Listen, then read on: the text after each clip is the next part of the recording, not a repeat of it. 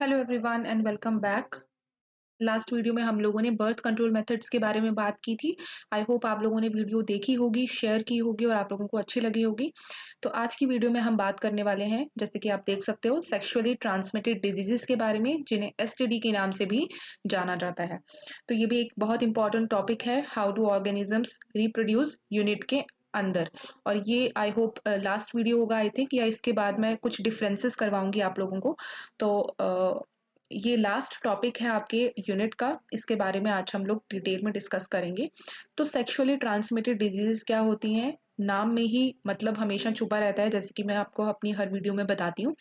Sexually transmitted diseases ऐसी diseases होती हैं जो कि सेक्सुअल कांटेक्ट के थ्रू फैलती हैं इन्फेक्टेड पर्सन से नॉर्मल पर्सन में। सो सेक्सुअल कांटेक्ट, सेक्सुअल रिप्रोडक्शन में क्या होता है, दो ऑर्गेनिजम्स जो है इन्वॉल्व होते हैं, करेक्ट। एक होता है मेल ऑर्गेनिज्म और एक फीमेल ऑर्गेनिज्म, करेक्ट।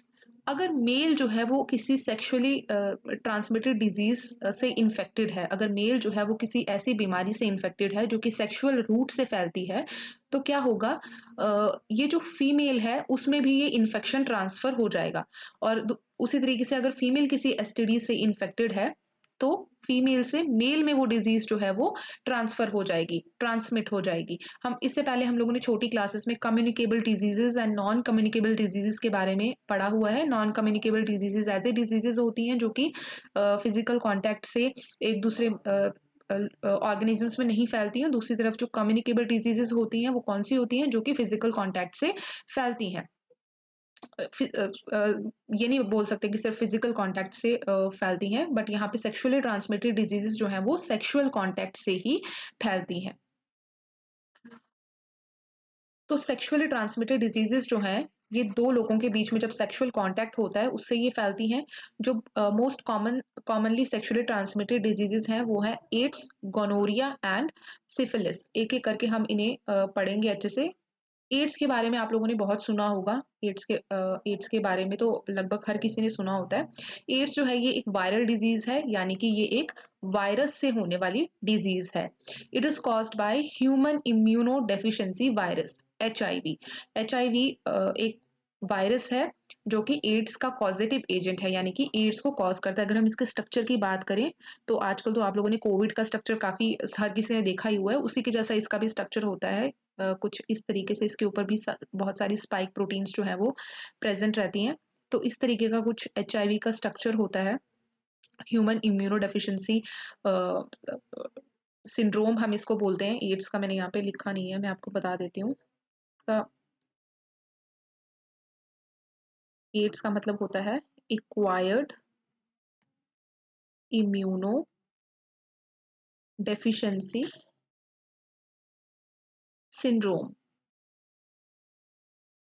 और इसका जो कॉजेटिव एजेंट है वो है एक वायरस। ये एक वायरल डिजीज है जो कि ह्यूमन इम्यूनो डेफिशिएंसी वायरस से होता है।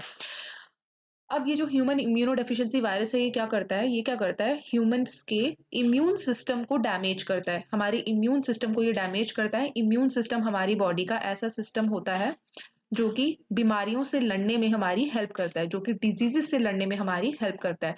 तो ये वायरस क्या करता है, ये हमारे इम्यून सिस्टम को डैमेज करता है। तो अगर हमारा इम्यून सिस्टम डैमेज हो जाएगा तो हमारी बॉडी जो है वो बहुत सारे डिजीजेस से इन्फेक्ट हो जाएगी, क्योंकि हमारी जो बॉडी है वो अ, जो बहुत सारी बीमारियां होती हैं, अलग अलग तरह की बीमारियां होती हैं, उनसे लड़ नहीं पाएगी। हमारा इम्यून सिस्टम हमें प्रोटेक्ट करता है, अगर ये डैमेज हो जाएगा तो हमारी बॉडी डिजीजेस के अगेंस्ट हमें प्रोटेक्ट नहीं कर पाएगी। The body of infected person fails to protect itself against diseases. एक इन्फेक्टेड पर्सन की बॉडी जो है वो डिजीज के अगेंस्ट खुद को प्रोटेक्ट नहीं कर पाती और वीक हो जाती है। The infected person finally dies of multiple infections. अब इसकी वजह से क्या होता है, जो इन्फेक्टेड पर्सन है उसको बहुत सारी इन्फेक्शंस हो जाती हैं, बहुत सारी डिजीजेस उससे हो जाती हैं, बहुत सारे माइक्रोब्स उसे इन्फेक्ट करने लगते हैं, क्योंकि उसका इम्यून सिस्टम उन माइक्रोब से लड़ता नहीं है। तो इस तरीके से फाइनली जो पर्सन है उसकी डेथ हो जाती है। जब उसका इम्यून सिस्टम बिल्कुल काम करना बंद कर जाएगा और बहुत सारी डिजीजेस उसमें होंगी, तो फाइनली इन्फेक्टेड पर्सन की डेथ हो जाती है। एड्स का कोई डेफिनेट क्योर नहीं है, एड्स का अभी तक कोई डेफिनेट क्योर नहीं है। इसके सिर्फ जो सिम्टम्स होते हैं उन्हीं का ट्रीटमेंट किया जाता है, लेकिन क्योंकि हमारा इम्यून सिस्टम एक्टिव नहीं है तो इसका कोई डेफिनेट क्योर जो है वो नहीं हो पाता।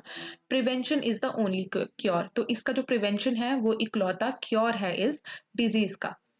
World AIDS Day is celebrated on 1st December every year. Every year 1st दिसंबर को हम वर्ल्ड एड्स डे जो है वो सेलिब्रेट करते हैं, जिसमें हम लोगों को अवेयर करवाते हैं एड्स के बारे में।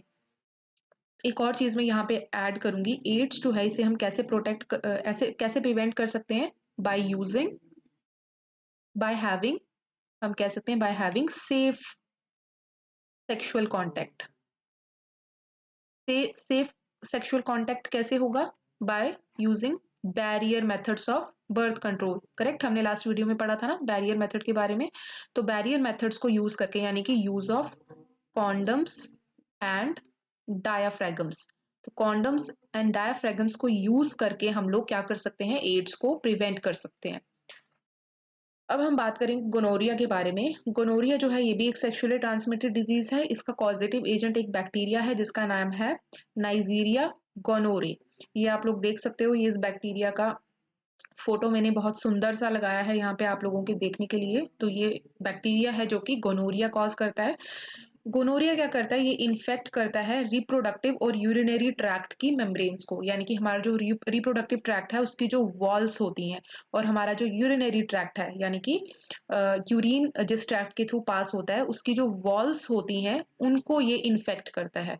इसके सिम्टम्स क्या होते हैं? इंक्लूड पेनफुल यूरिनेशन, क्योंकि जो यूरिनरी ट्रैक्ट है हमारा जिसके थ्रू यूरिन पास होता है उसमें बहुत सारी इन्फेक्शन हो जाती है, बैक्टीरियल इन्फेक्शन है यहाँ पे स्वेलिंग हो जाती है, रेडनेस हो जाती है, जिसकी वजह से यूरिन पास करते टाइम बहुत ही पेन होता है। तो पेनफुल यूरिनेशन इसका एक सिम्टम है। इसके अलावा burning sensation in reproductive tract, similarly जो हमारा रिप्रोडक्टिव ट्रैक्ट है उसकी भी वॉल्स में इन्फेक्शन की वजह से रेडनेस हो जाती है, पेन रैशेस हो जाते हैं, जिसकी वजह से रिप्रोडक्टिव ट्रैक्ट में और यूरिनरी ट्रैक्ट में बर्निंग सेंसेशन फील होती है।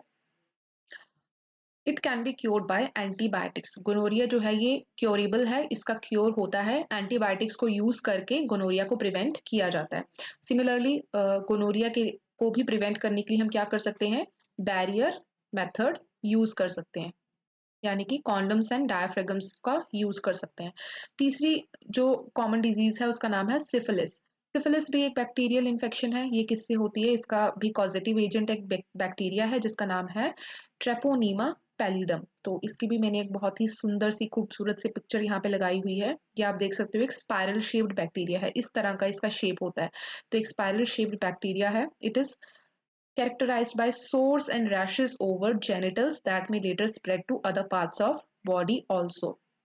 तो सिफिलिस का क्या कैरेक्टरिस्टिक होता है? सिफिलिस में क्या होता है? हमारे जो जेनिटल्स हैं, जेनिटल्स यानी कि हमारे रिप्रोडक्टिव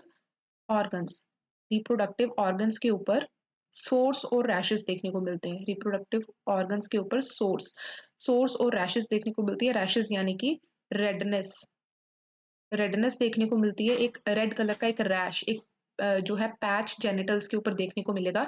सोर्स यानी कि छोटे-छोटे, हम कह सकते हैं कि छोटे-छोटे पस फिल्ड जो है हम कह सकते हैं पस फिल्ड अल्सर्स हमें देखने को मिलते हैं जेनिटल्स के ऊपर, जो कि धीरे-धीरे बढ़ने लगते हैं।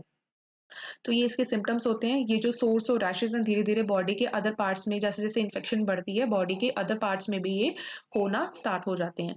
तो सिफिलिस भी बैक्टीरियल इन्फेक्शन है और इसे हम एंटीबायोटिक्स का यूज़ करके प्रिवेंट कर सकते हैं। सिफिलिस के केस में हमें आईज़ में भी इन्फेक्शन देखने को मिलती है लेटर स्टेजेस में, जब इन्फेक्शन बहुत बढ़ जाती है आईज़ में, हैंड्स में भी इन्फेक्शन देखने को मिलती है। ये मैंने एक पिक्चर लगाई है सिम्पटम्स की, ये आप लोग देख सकते हो। फिंगर्स के पास में क्या है? बहुत सारे रैशेज़ आपको यहाँ पे देखने को मिल रहे हैं। साथ ही आप देख सकते हो सोर्स जो है वो भी देखने को मिलते हैं।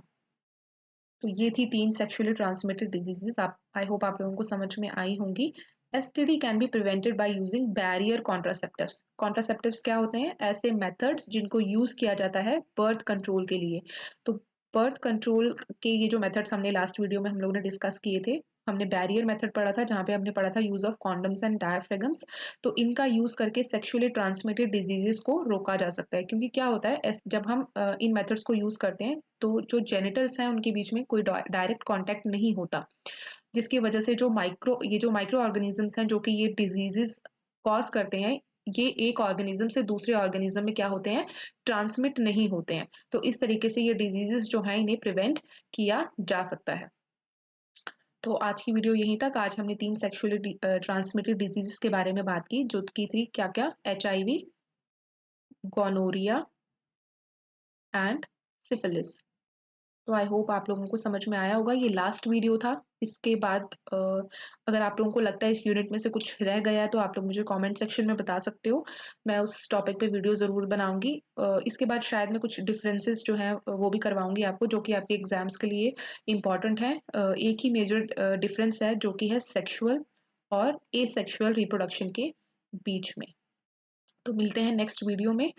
तब तक के लिए अच्छे से पढ़ाई कीजिए, खुश रहिए और अगर किसी टॉपिक पे आप लोग चाहते हो मैं वीडियो बनाऊँ या फिर नेक्स्ट यूनिट आप लोग जो भी चाहते हो जिस पर मैं वीडियो बनाऊँ, वो मुझे कमेंट सेक्शन में लिखकर ज़रूर बताना।